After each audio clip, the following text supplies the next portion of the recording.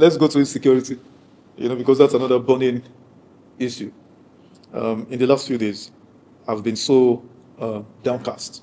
I've been so downcast at the caliber. I mean, any life lost reduces me, reduces you as a community of people. Any life. But then when you begin to lose the caliber of men, our military is losing of late. Brigadier General, commanding officer, colonels, lieutenant colonels, and the works. In very strange and very inexplicable circumstance, it begins to call for serious worry. Prof, you and I have had this conversation over and over. What's going on? I need to ask you again. What your since that? What's going on? Yeah, and it's a correct question that we have all been asking. What is happening? We're not getting any answers from those who should give us answers and make us, those who we elected, or those who are appointed by those we elected to supervise our security, to come and talk to us. Only in Nigeria did you lose 2 generals, the colonel, many 4 or 5 lieutenant colonels, a major. Nobody's talking to us. Yet only a sterile press statement from the DHQ, where they pay the gallant price. Then they deserve a lot more than that press statement. The one that died in Kukawa was buried, not a single service chief was there. Not the governor of the state was there. And the family was given 5 million by the state governor. And that's it. This, officers. For you, I was talking to my classmates that went into the ND at that time. They were course 21. Just asking some of them, how long does it take you from when you go into the NDA, when you become commissioned, to rise into the rank of brigadier general? It's over 20 years, 25 years. And then all of a sudden, a son of Satan just come and kill him. These are our children. They are fathers. They live orphans. They live widows. Many of them live parents. They live aunts and nieces. They live communities. Then that's it. That's how we pay them. We are not asking the right questions. And the people that should answer these questions for us, they're literally in hiding. We're not hearing anything from our president and commander-in-chief. We're not. We've not had anything from our Minister of Defense. As far as I know, he is the first, if not the only 4-star general that occupied the office of the Minister of Defense. All the others I knew were 3-star generals, a 4-star general. You take charge and be talking to us. We haven't had anything about the next 3-star general, the CDS. We haven't had anything. The NSA is gone missing. Nobody is talking to us. You talk to us, the soldiers in the trenches hear you, and they are reassured too. And I was asking, a brigade commander is not a small position. I understand you have 3 battalions. And each battalion is about 750 soldiers with officers, with I don't know how many tanks, how many whatever. The brigade commander is way back there directing that. The battalion commanders are there reporting to him. 3 battalions. How come they penetrate? The sons of Satan penetrated this 3 battalion and came to kill the brigadier general. Okay. What we're hearing is, in the heat of battle, when he was trying to get into an MRAP, it wouldn't start. These are questions that must be asked and must be answered by the military leadership, by our political leadership. This cannot continue. We have lost 5, 6, 7 battalion commanders and 2 brigadier generals. In the space of 1 month, 2 months, no military will be quiet, only Nigerian military. And nobody is telling us how many soldiers have been killed. They will say, 10. Reuters will say 20. This.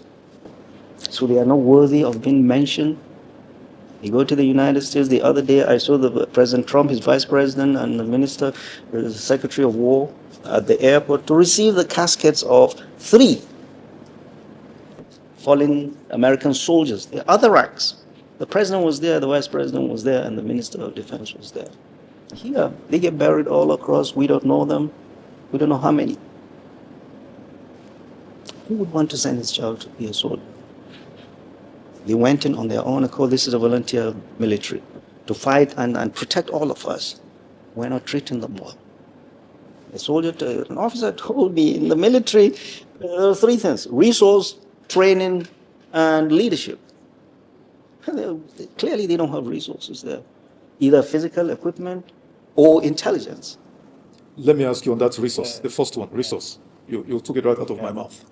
The Brigadier General that died, Benishek, I think, he wanted to start the APC. He wouldn't start. Some account states it was it malfunctioned. Some say it didn't have diesel. Why? Sir, the question is, in the last 10 years, I can give you the figures.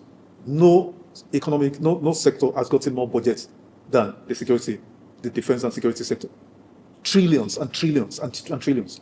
Why would an equipment meant for a brigadier general not have diesel? Or why would it malfunction? The colonel that got information I was going to examine or assess, do an on-the-spot assessment, he was riding in a Hilux, Toyota Hilux. Sir, of course, we are not familiar, but we know that in the theater of war, you don't use Hilux Toyota to prosecute war. Can you speak? Where's the money for the resources, for the equipment, for the arsenal, for the armory? Okay, you said it right. These are the officers and the men.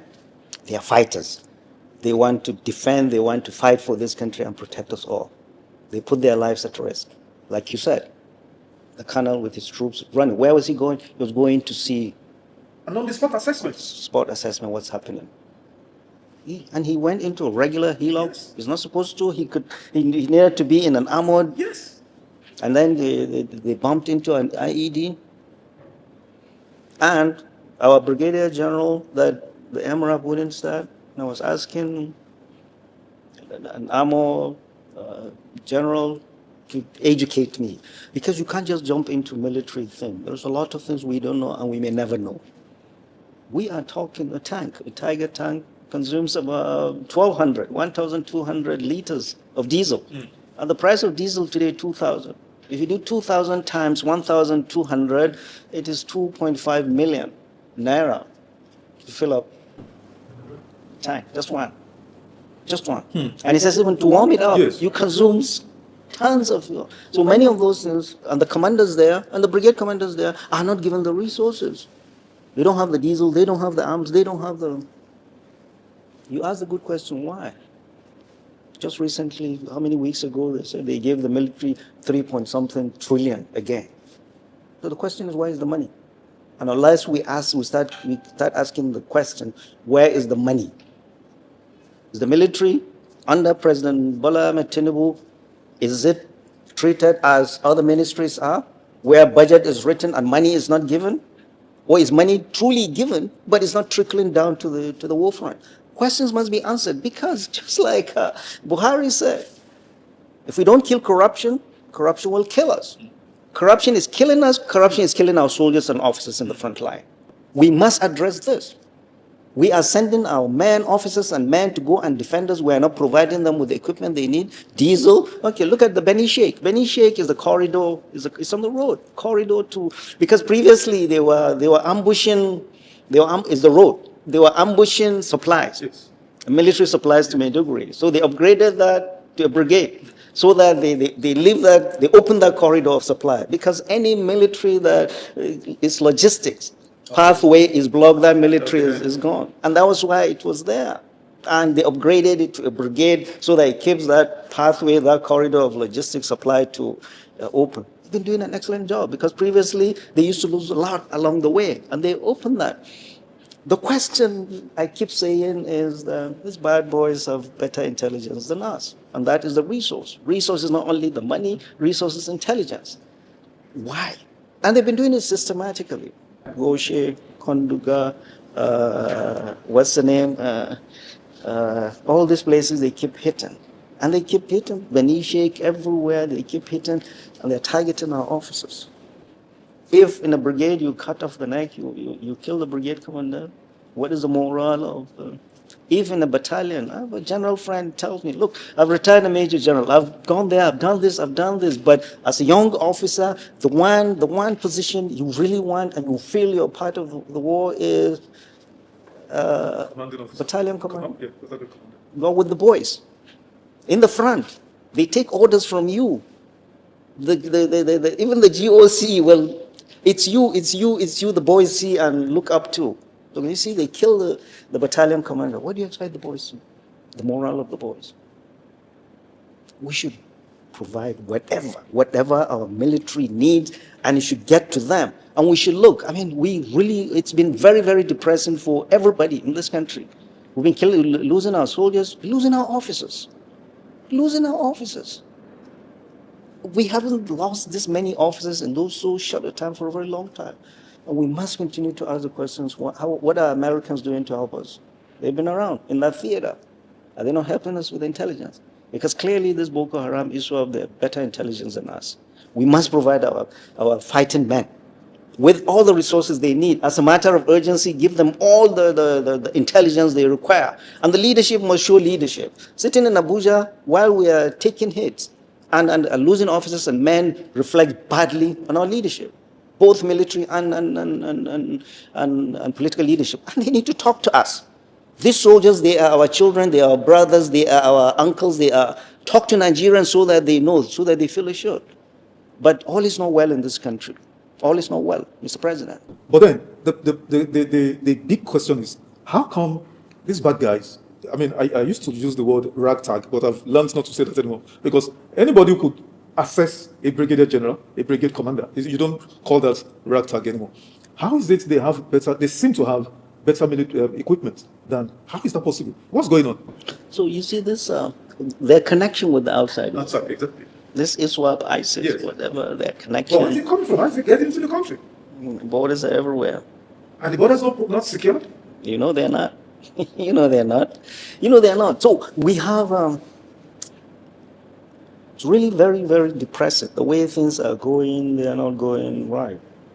The loss of our soldiers and our officers is the decline of any military, is the decline of any country. Any country. Prof, so that let's keep track of time. Let me ask you straightforward. Is the president giving enough attention to security issues, in your opinion? Well, I've said it several times. I've written that President Bola Ahmed Tinubu is the first commander-in-chief we have in this country that is not paying attention to security as he is to the economy or politics. And I said it the last time we met here, and it's cascading down to his leadership. When the CDS went to Borno, when they were asked to deploy, he clearly looked irritated and saying people in Borno and Yobe should handle their security, blaming the victims. Look at what happened in that market. So what of all the money they're giving you? We need to know if all the money we are seeing on paper, 3-point-something trillion, is it truly given to you, or is it like it's done with all the ministries? Money is not being cashed back to you. If it is, where is this money? Why is it not reflecting in arming our officers and men in the front line? And why are we losing our officers? Why? And men. And why are we not knowing the number of men killed? We just say 1 soldier or 10 soldiers. They have parents.